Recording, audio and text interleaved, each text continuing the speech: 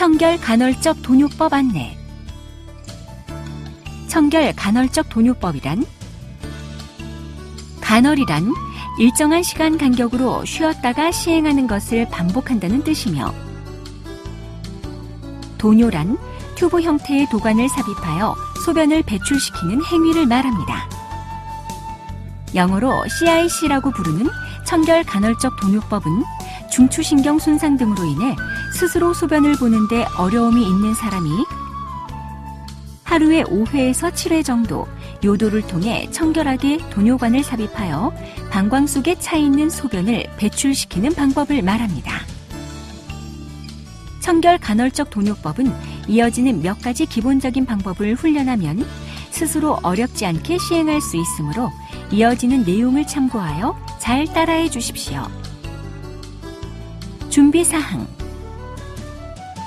청결 간헐적 돈요를 위해서는 휴대용 또는 일회용 돈요관, 수용성 젤리, 물티슈 또는 소독솜, 손소독제 또는 멸균 위생장갑, 소변통, 소독액, 손거울 등이 필요합니다.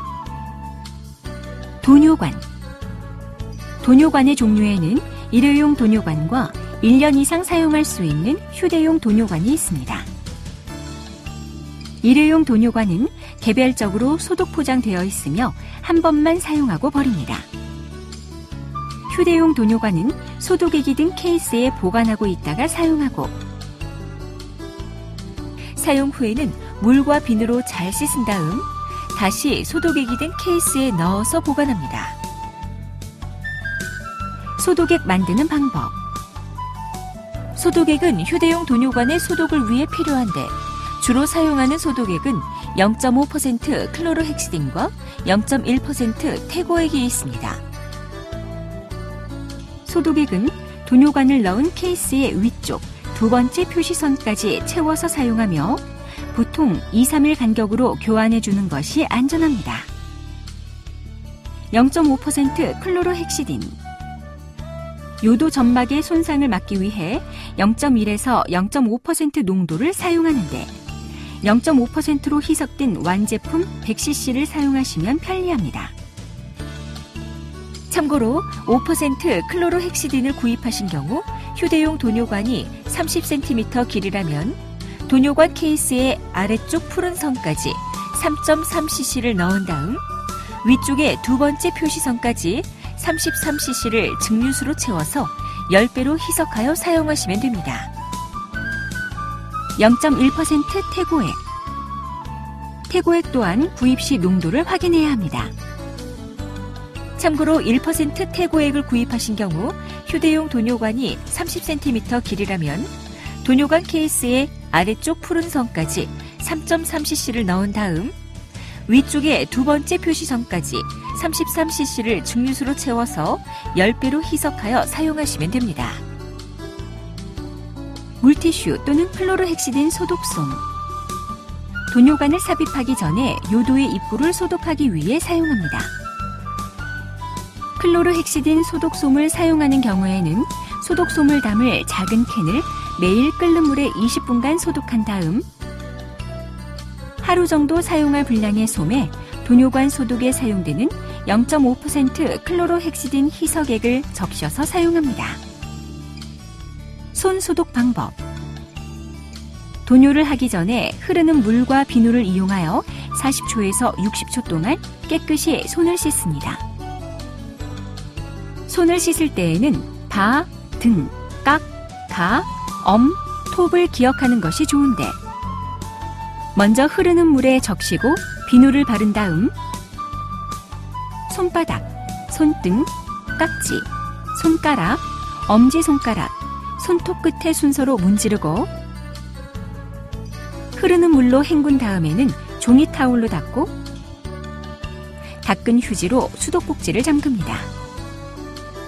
한편 손을 물로 씻을 수 없을 경우에는 손소독제를 사용하거나 멸균 위생장갑을 사용합니다.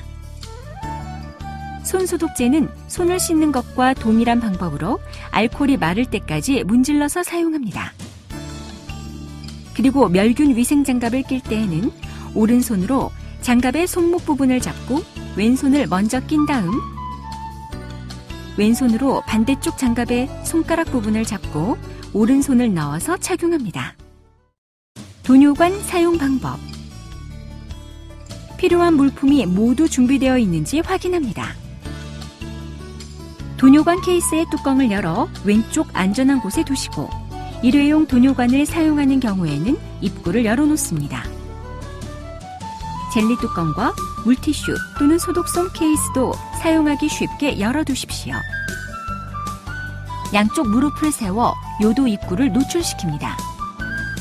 먼저 왼쪽 손에 멸균 위생 장갑을 끼고 왼쪽 손등에 한 스푼 정도 젤리를 짜둔 다음 오른쪽 손에 장갑을 낍니다.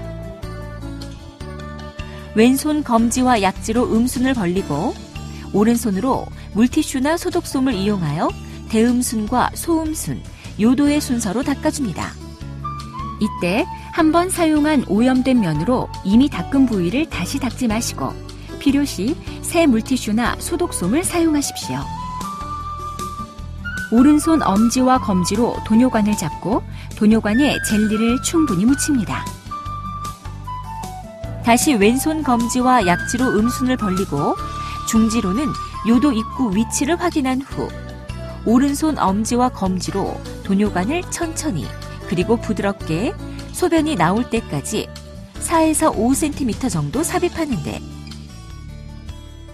소변이 나오기 시작하면 그 상태에서 도관을 1에서 2cm 정도 더 밀어넣습니다.